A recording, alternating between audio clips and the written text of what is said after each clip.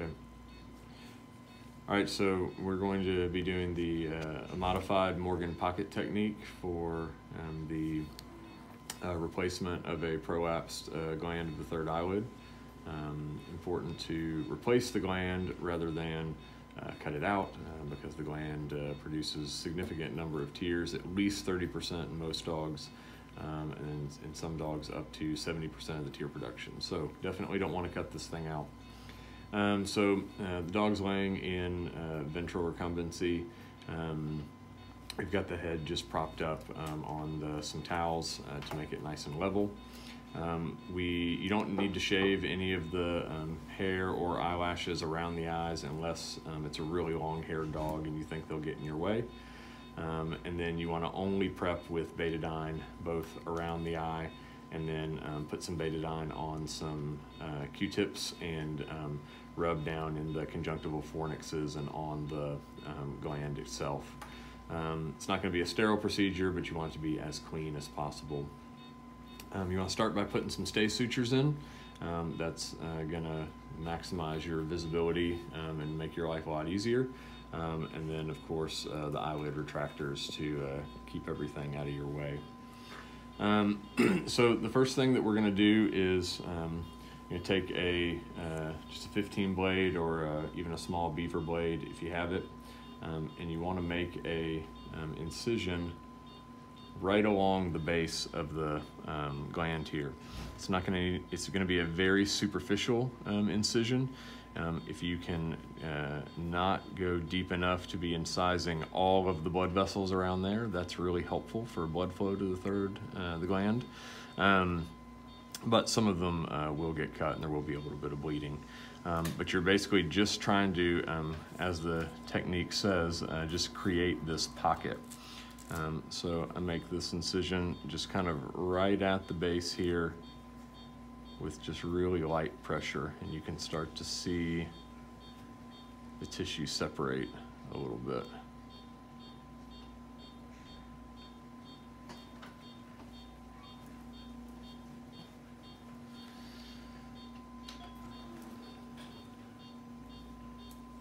So you can see real well there, we're starting to get kind of a little separation and a little pocket.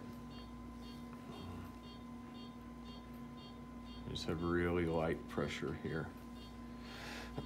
So then you can take your tenotomy scissors and try to create a little depth to this pocket. It doesn't have to be real dramatic, but just enough to give you something to sew to. Yeah, so that's good.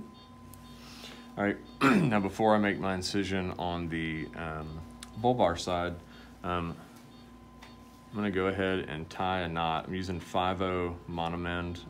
You will see it described for people to use braided suture as well. I prefer monofilament for knot security, and we're using 5/0, so teeny tiny.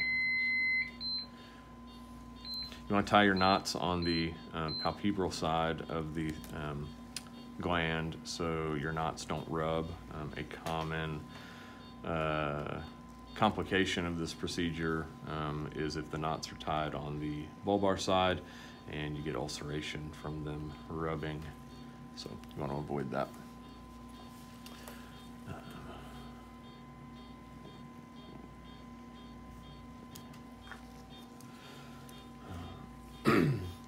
So now, after I make this next incision, that's going to be ready to pass through to the other side.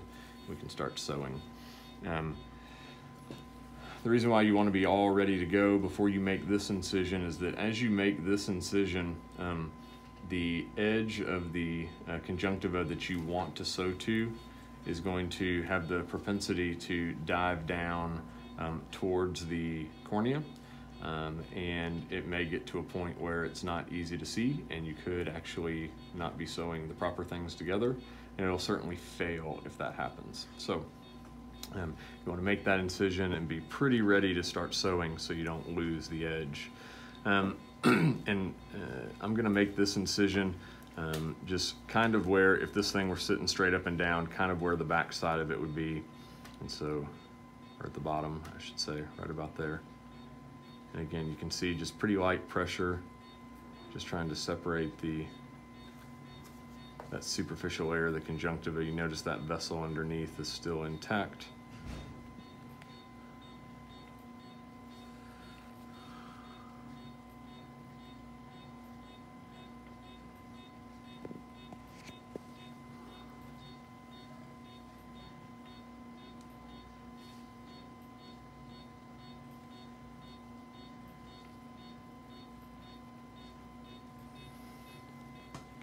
Again, you can use your tenotomy scissors to try to open it up a little bit. Again, it doesn't have to be dramatic, just big enough to get yourself an edge to sew to create that pocket.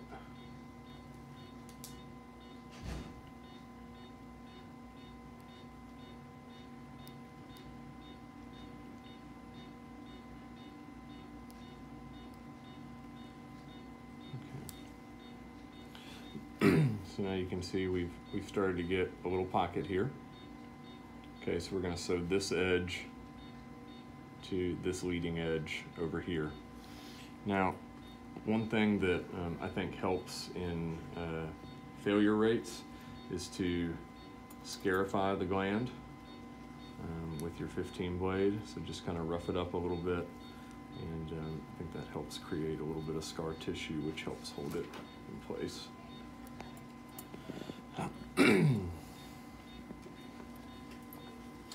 All right, so now we're ready to pass our knot through to the bulbar side. Obviously, always taking care not to jam the needle into the cornea. It's going to happen. You're going to get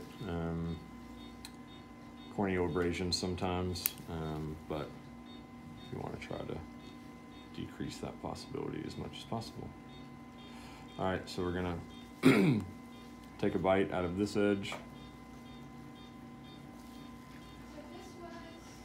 and then we're gonna come to the leading edge of this incision over here.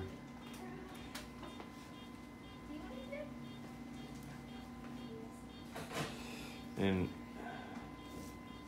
you want to take care on this leading edge to make your bite fairly superficial. Functionally, it won't matter. If you go too deep, cosmetically, you'll get some wrinkling of the leading edge of the third eyelid there. And we can see it, even with this first bite, you can see it push down into the pocket like that. It's going to take quite a few more bites before it stays, but you can kind of get the concept of what we're doing.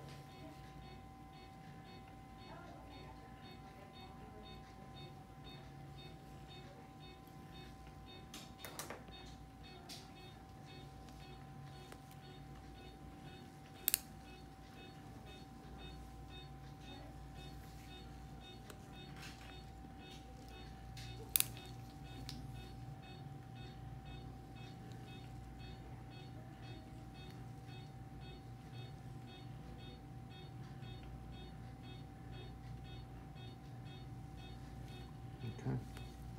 So now that your gland is in place, you're going to pass your suture through back to the palpebral side. So again, you can tie your knot on the palpebral side, and that way you're not rubbing on the cornea.